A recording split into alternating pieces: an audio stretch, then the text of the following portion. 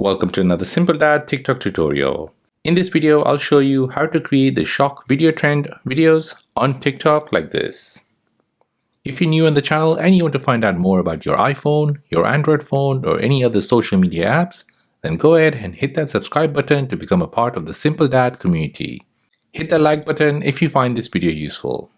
So if you want to create these kind of videos where you look shocked, then let me show you how to do this.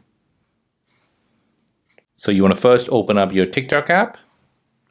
Next, you want to tap on search and you're searching for shocked face. Tap on it.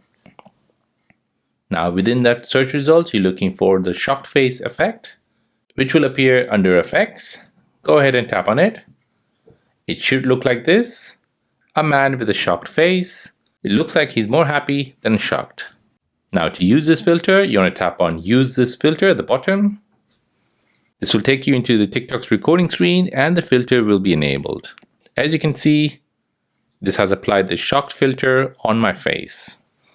The trending music to this effect has been applied at the top. Go ahead and select your time and now tap on record. This will now record your reaction with a shocked face.